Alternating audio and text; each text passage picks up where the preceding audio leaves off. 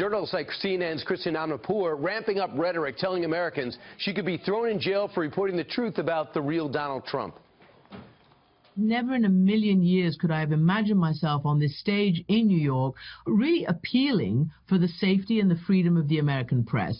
And I base that on, obviously, Donald Trump's rhetoric against the press, calling us dishonest, despicable, and all sorts of other epithets that were hurled around. I have covered enough of my colleagues who have ended up, as I put it, in cages in kangaroo courts in places like Cairo or in Moscow on trial for being inciters or sympathizers or associates or out-and-out, flat-out terrorists. So I feel I have to stand up for my own tribe in the United States. Yeah, I think she's got the whole thing in perfect proportion. Joining us right now to discuss this, Washington Times Deputy Opinion Editor Kelly Riddell. Kelly, what's she talking about?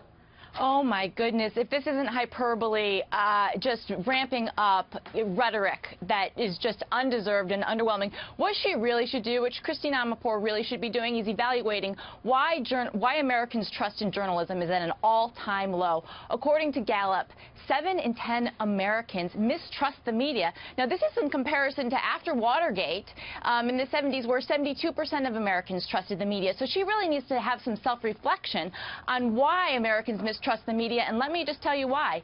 It's statements like she just made in that previous clip. It's statements she's so out of. She has said on Twitter and in repeated interviews that that neutrality doesn't matter to her, only truthfulness matters to her. Well, her truth is different than a lot of other people's truth is. And you know some of the rallies, he'll point to these media, he goes, look at the dishonest media over there, and they will boo. I hardly equate that to putting journalists in cages and charge in kangaroo courts and charged as terrorists.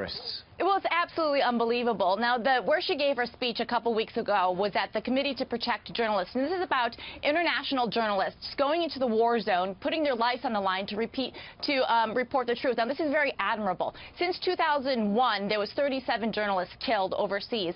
Last year, that number almost doubled. So this is a real concern. Overseas in war zones, that is nothing like, you know, reporting from the U.S. and being put in maybe a press cage at a Donald Trump rally. Remember what Hillary Clinton did in New Hampshire? She had the press on a rope. Was that abuse? I don't know. Also, if you add to that, there are some things going on with journalists in the past where they're maybe not treating Donald Trump fairly and smugly. And they did. If you saw some of them in tears when he won, you know he's going into some headwinds. And Donald Trump is the type of person that wants to be the aggressor in that situation. Yeah, I mean, well, when you have Christiane Amanpour, remember when Hillary Clinton passed out at the 9/11? Yes. Well, she basically went on CNN the next day and said that this, and blamed it on sexism, the reporting on that, and said that this is just an example of an overqualified woman trying 100 times harder than an underqualified man. Now, that sums up exactly how she felt about this presidential race. So she was probably crying the night that Donald Trump won the election. Now we know why we booked you, Kelly. You're fired up on this. Appreciate you joining us this morning. Thank you. Kelly Riddell.